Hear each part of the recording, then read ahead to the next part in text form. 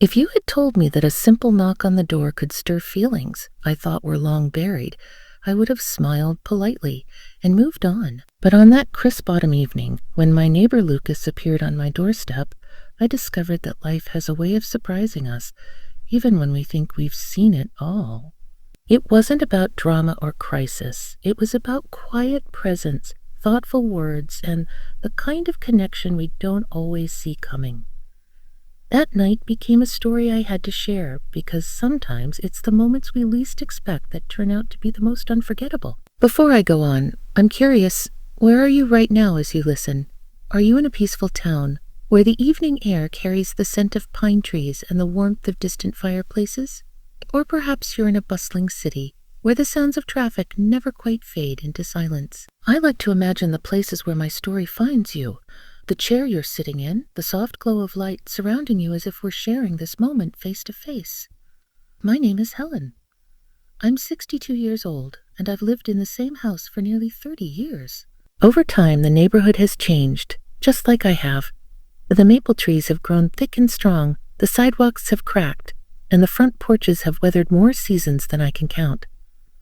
Still, everything remains steady. My kids moved away long ago to start their own lives. The house, once filled with their energy, laughter, and noise, now holds mostly silence. I've come to terms with the quiet, but if I'm honest, some nights it feels like it's pressing in from every corner. Lucas moved in next door about 3 years ago. A man in his late 60s, a widower who carried himself with a calm, thoughtful air. He had a voice that resonated with warmth, like someone who'd spent years reading aloud in a library full of well-loved books. We exchanged friendly hellos, chatted briefly while checking the mail, but our conversation stayed on the surface, until one evening that changed everything. It was an entirely ordinary day. I watered my plants, replied to some emails, made myself a simple dinner, and settled into my favorite chair by the window. A book sat in my lap, but it couldn't hold my attention. The house felt unusually still, the kind of silence that makes you acutely aware of your own breathing and heartbeat. And then there it was, the knock at the door. It was firm but unhurried. When I opened it, there stood Lucas, holding a covered pot with a slightly unsure smile. "Good evening, Helen," he said warmly. "I made too much stew for one person and thought you might like to join me." I was taken aback by the gesture. "That's incredibly kind of you," I replied. "You really didn't have to go through all that trouble." He smiled gently. "I know, but I wanted to." I stepped back to let him in. As he carried the pot into my kitchen, the atmosphere shifted. The savory aroma of vegetables and spices filled the air, and suddenly the silence didn't feel so heavy anymore. We sat across from each other at my kitchen table, steam rising from our bowls. Our conversation started with small talk, comments about the weather, the stubborn autumn leaves still hanging on the trees. But as the evening stretched on, our words grew deeper, more meaningful. He spoke of his late wife with a tenderness that held no bitterness, only a quiet appreciation for the years they had shared. I found myself sharing stories of raising my children, the chaos, the love, the laughter, and how, after they left, the quiet was sometimes more than I could bear. Lucas listened with a depth that felt rare. He wasn't just waiting for his turn to speak. He absorbed every word, every pause, every emotion beneath the surface.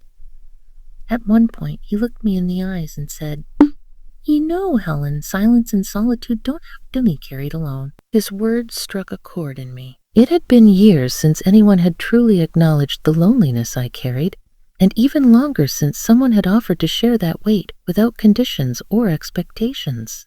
We talked about books, philosophy, faith, and doubt, about the strange process of growing older while still discovering new parts of yourself. His questions weren't prying.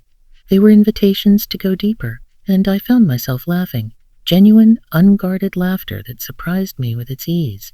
When it was time for him to leave, I was shocked by how late it had gotten. At the door, he paused, looked me in the eye, and said, "A thank you for the wonderful company tonight." "Thank you for knocking," I replied, meaning it more than I could express in that moment. That night, as I lay in bed, his words lingered in my mind. Silence and solitude don't have to be carried alone. They echoed through the empty rooms of my house, making it feel less vast and more alive. His presence had shifted the entire atmosphere. What had felt like a space too large for just one person now felt a little less empty. The next morning, as I washed the container he had brought, I could still feel the connection from the previous night. The house felt different, not in a noisy or crowded way, but in a way that made it feel a little less lonely. Around mid-morning, there was a soft knock at my door. When I answered, Lucas stood there. No pretense, no excuse for the visit, just a quiet, genuine gesture. "He came for my container," he said with his usual warmth, "and to make sure you slept well after our conversation." "I did," I answered. "Your words stayed with me. We didn't rush inside." We stood there in that comfortable space between two neighbors who understood each other without needing to fill the silence with anything more than simple connection. He caught sight of my herb garden, struggling a little, and asked, "Mind if I help you with this?" Please," I said, surprised at how natural the request felt. We moved to the small patio, and he examined the plants with a kind of care reserved for something truly precious. "You're being too gentle with them," he observed. "They need boundaries to thrive. May I?" I was surprised at how easily I agreed. His hands worked with practiced confidence, reshaping and trimming the plants, explaining how they needed space, sunlight, and structure to grow. We talked about life, how sometimes circumstances force us into roles we don't choose. "You don't always have to be the one holding everything together," I admitted. He nodded thoughtfully. "Even the strongest structures need something firm beneath them to stand." That afternoon marked the beginning of something small, but meaningful. Over the next few weeks, we fell into an easy rhythm. He'd stop by, ask if I needed anything from town, or help with odd jobs, and I found myself looking forward to those moments, small, thoughtful gestures that grew into something significant. One day, after a heavy rainstorm, I found myself standing by a ladder, facing the reality that I needed help with a roof shingle. Before I could ask, Lucas appeared, his calm presence an unspoken offer of assistance. "Let me take care of it for you," he said, with that quiet certainty. "You can repay me with a good book recommendation." He climbed the ladder with deliberate care, and together we fixed the roof. When we were done, I thanked him sincerely. "Would it be all right if I gave you a hug?" he asked gently.